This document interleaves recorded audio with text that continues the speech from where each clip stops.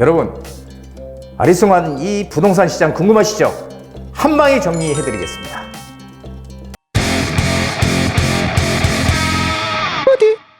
안녕하세요. 부동산 DJ 한정훈입니다. 자, 여러분들 추석 어떻게 행복한 추석 보내셨나요? 자, 이제 추석도 지나고 올 하반기 시장 어떻게 될지 궁금하지 않으십니까? 자, 아리송합니다. 지금 추석 이후 시장이. 어떤 사람들은 뭔가 좀 안 좋다. 경제도 안 좋고 하니까 떨어질 거다. 어떤 사람들은 올라갈 거다. 이렇게 지금 설왕설래 말들 많지만 제 말만 믿으시면 됩니다. 자, 어떤 것만 봐요? 이것만 보시면은 다른 건 안 보셔도 됩니다. 자, 먼저 세미나 안내 10월 11일, 18일 수요일 오후 2시입니다. 자, 재개발 역세권 투자 1순위 공개. 예, 지금 우리가 재개발 투자에서 역세권의 중요성에 대해서 제가 누누이 말씀드렸죠. 지금 역세권의 가치가 점점 빛을 보는 그런 시기입니다.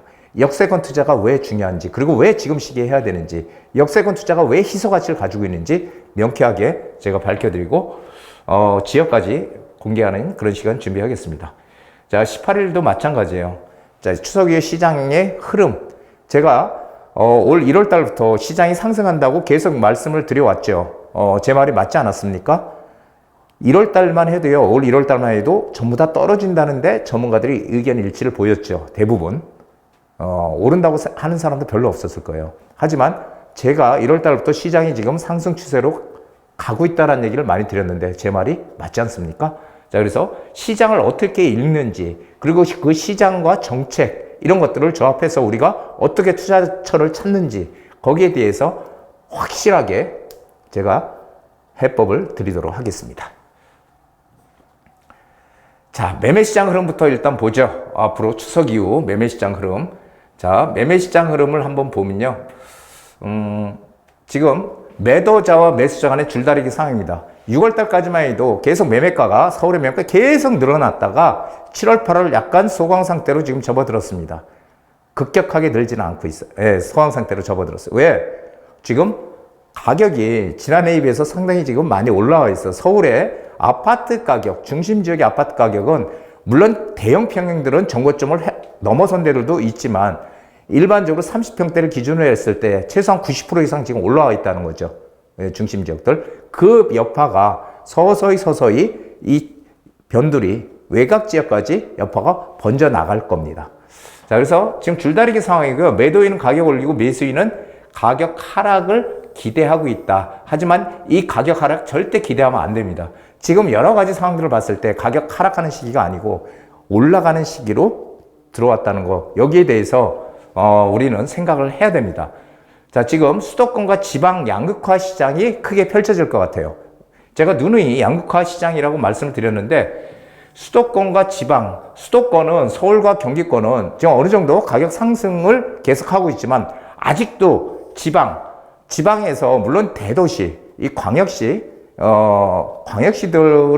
지금 조금씩 올라가고 있는 상황 맞지만 지방의 중소도시들은 아직까지 이 상승의 여력을 크게 보지 못하고 있다는 거죠. 미분양도 아직도 많이 있고요. 그래서 지금 앞으로의 시장, 매매 시장 흐름은요, 일단 서울, 경기, 서울에서 경기권으로 정고점을 돌파할 것입니다. 정고점 돌파는 언제쯤 되냐 하면은 늦어도 내년 상반기까지는 정고점 돌파. 1분기요. 그러니까 1, 2, 3월. 요때면은 충분히 정고점까지 갈 거다라고 저는 판단을 하고 있습니다. 제 말이 맞는지 안 맞는지는 그거는 두고 보시면 알겠죠. 자, 전세시장 흐름도 한번 보시죠. 전세시장은요, 월세 비중이 커졌다가 금리가 내려가니까 전세 비중이 다시 높아지는 이제 정상적인 상황으로 지금 들어와 있죠. 그래서 전세가는 전세 매물, 급매물들이 소진이 되면서 전세가가 오르기 시작했죠. 올 상반기는 매매가가 올라가면서 전세가를 끌어올리는 시장이었다면 반대로 지금 올 하반기는 전세가가 올라가면서 매매가를 끌어올리는 시장이 될 거예요. 자, 그래서 전세 매물이 지금 전세 비중이 높아지잖아요. 전세 비중이 계속 높아지고 있고 전세 매물은 자꾸 감소하고 있습니다. 그래서 전세 매물이 감소하게 되면 어떻게 돼요? 전세 비중은 점점 커지는데 사람은 전세 들어가 살고 싶은데 전세값 상승으로 이어진다. 지금 계속 전세값 상승으로 이어지고 있죠. 특히 또 이제 추석이 지났으니까 가을 이사철과 맞물려서 상승폭은 어떻게 된다고요? 확대될 겁니다. 그래서 역전세 계속 누누이 떠들던 역전세 해소된다. 이렇게 저는 보고 있고요. 그래서 조금 전에 말씀드렸지만 전세가가 매매가를 끌어올리는 하반기 시장이 될 거다. 여러분들 기대되지 않으십니까? 자, 1년도 못 간 정부의 정책 변경. 이게 무슨 얘기냐면요. 이게 정말 일관성이 없다고 저는 보여지는데 언제는 대출 규제 풀어서 지범사는 빨리 내 집 사 이렇게 했다가 그래서 뭐 그 특례 보금자리론도 나오고 막 이랬잖아요. 근데 갑자기 1년도 안 돼서 대출 쪼이기로 지금 다시 이제 방향을 전환했어요. 그러니까 일관성이 너무 없어요. 1년도 안 돼서 이렇게 정책을 바꾸는 게 이게 정상적인 게 아니잖아요. 그렇죠? 자, 이게 이렇게 쪼이는 거는 대출을 너무 많이 사람들이 받아가니까 이 가계부채가 지금 상당히 급증을 했더라는 거예요. 그래서 이 가계부채가 급등을 한 이유를 보니까 가장 큰 원인이 50년 만기주택 담보대출, 50년 만기주택 담보대출, 그리고 이 특례 보금자리론, 이런 것들 때문에 가계부채가 지금 엄청 늘었어. 그래서 이제는 모든 사람들한테 이렇게 혜택을 주는 게 아니라 대상 범위를 좁혀서 이 서민이나 실수요층한테만 이 대출을 해주겠다. 그래서 대출의 폭을 지금 상당히 많이 지금 줄여놨다는 거죠. 참 일관성이 없는 정부의 정책입니다. 근데 우리가 여기서 생각해 봐야 될 게요. 가계부채가 정말 심각할까요? 저는 이 얘기를 지금 몇십 년 동안 들었어요. 가계부채 심각하다는 얘기를. 가계부채가 심각해서 마치 무슨 큰일이 생길 것 같은. 자, 그런데 모든 나라가 똑같듯이요. 경제 볼륨이 점점 커지게 되면 가계부채의 비율도 커지는 거예요. 이거 뭐 당연한 거 아니겠습니까? 자, 근데 지금 가계대출 총액하고요. 가계금융자산. 우리가 보통 개인 자산을 갖다가 분류를 하게 될 때 개인 자산을요. 이 개인 자산을 어떻게 분류하냐면은 일단 크게 부동산 자산과 금융 자산 이렇게 크게 분류를 해요. 그런데 부동산 자산이 약 75% 정도 되고요. 금융 자산이 한 25% 된다고 보시면 돼요. 그냥. 그런데 가계 금융 자산, 이 저축이나 주식이나 보험 이런 가계 금융 자산이 가계 대출 총액보다 더 커요, 지금. 부동산 자산 빼고. 그렇다면 뭐가 문제가 되나요? 가계 대출이 오히려 금융자산이나 이런 것보다 더 크다면 문제가 되지만 뭐 문제가 될 거 없죠. 이거는 가계부채 문제는 2002년, 3년도부터도 계속 나왔던 얘기예요. 그때 어느 언론 신문에 이런 사설에 이런 기사가 나왔죠. 가계부채의 도화선이 타들어가고 있다. 이런 기사가 나왔습니다. 그때 GDP 대비해서 우리나라 가계부채가 40%대밖에 안 됐어요. 그런데 가계부채 때문에 경제가 큰일 나듯이 이렇게 얘기했던 게 2002년도, 3년도예요. 자, 그런데 여기서 보듯이 위에서 말씀드렸듯이 가계부채의 본질은 뭡니까? 상환 능력이에요. 내가 가계부채가 5억이 있어. 가계부채가 5억이 있는데 내가 연봉이 2억씩 받아. 그러면은 1년이면 10억이잖아요. 10억 더 받지. 12억이잖아요. 그러면은 2억씩 받으면 24억이죠. 10억 갖고도 남잖아요. 그렇죠. 그래서 가계부채의 본질은 가계부채가 얼마가 아니라 상환 능력이 있느냐 없느냐가 중요하다는 거예요. 그 가계부채 전체 볼륨이 중요한 게 아니고.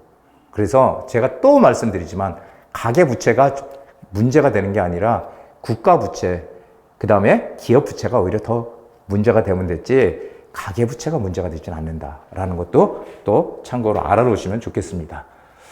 자, 대출 규제는 공급에 영향을 미칠까요? 안 미칠까요? 대출 규제를 막 줘요. 이제 대출 받아서 집 못 사게끔. 자, 이렇게 되면 이게 문제가 뭐냐면은 주택 공급을 대부분이 민간이에요. 민간이. 그렇죠. 민간 건설사에서 하잖아요. 민간이에요. 그리고 그 일부를 공공이 하는 거예요. 그래서 선진국들에 보면은, 선진국들 가만히 들여다보면은 그 주택 보급률이, 그 자가주택 그 보유율이죠. 자가 보유율이 이 70%가 넘어가는 데가 거의 없어요. 다 60%대, 많아 60%대고요. 없어. 왜? 그러니까 70%가 되는 나라도 있긴 있지만 결국은 한 30% 정도는 집이 없는 시민이라는 거죠.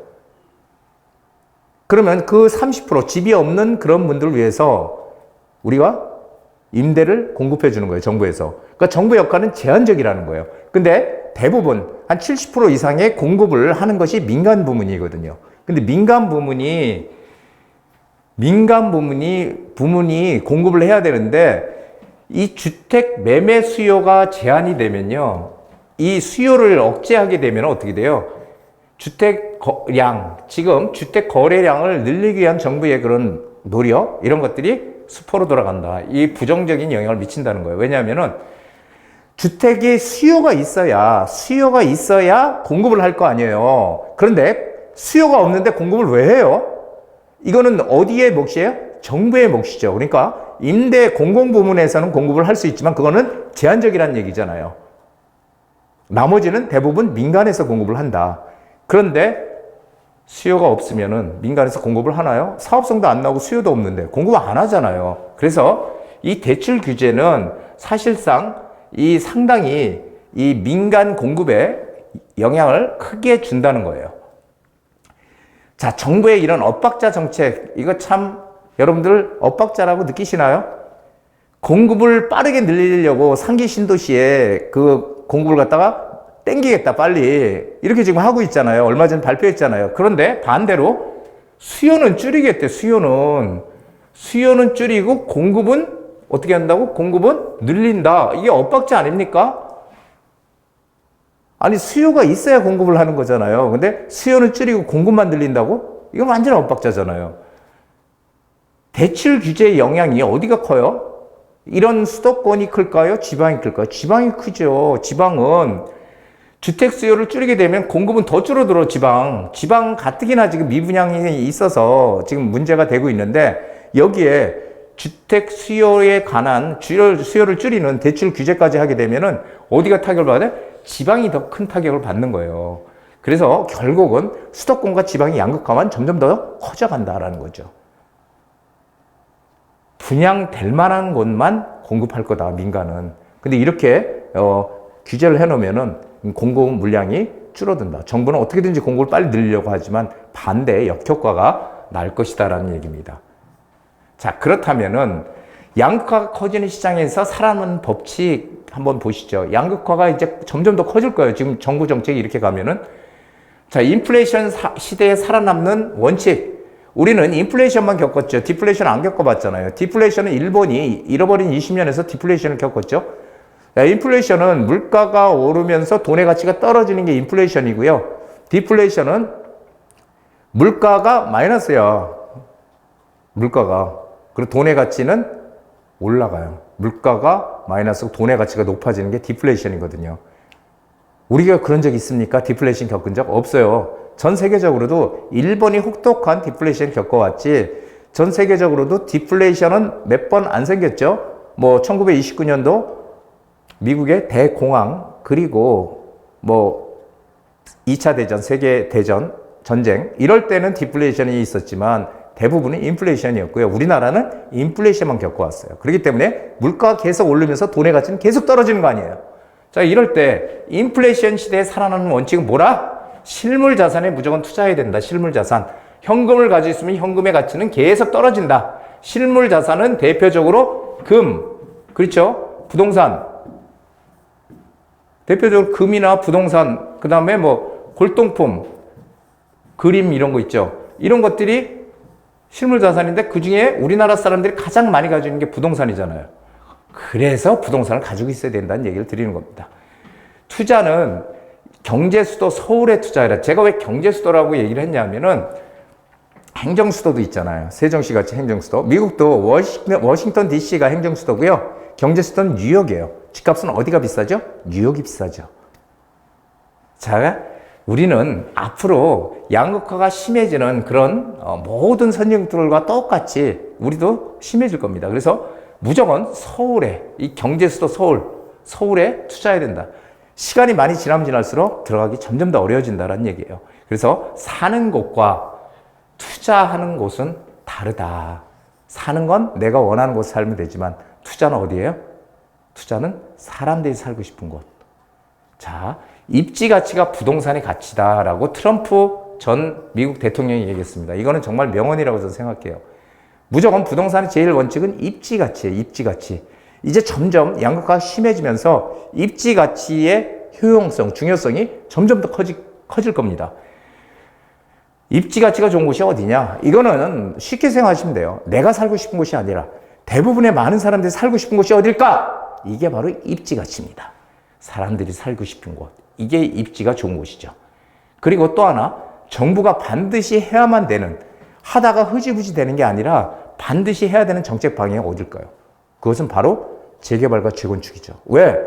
지금 정부는 어떻게든지 빠른 속도로 공급을 늘려야 된다고 생각을 하고 있어요. 그것은 계속 밀고 나갈 거예요. 왜냐하면 공급이 없어서 지금 뭐 아시다시피 착공 물량이라든지 인허가 물량이 계속 지금 뭐 반토막 나고 이러잖아요, 지금.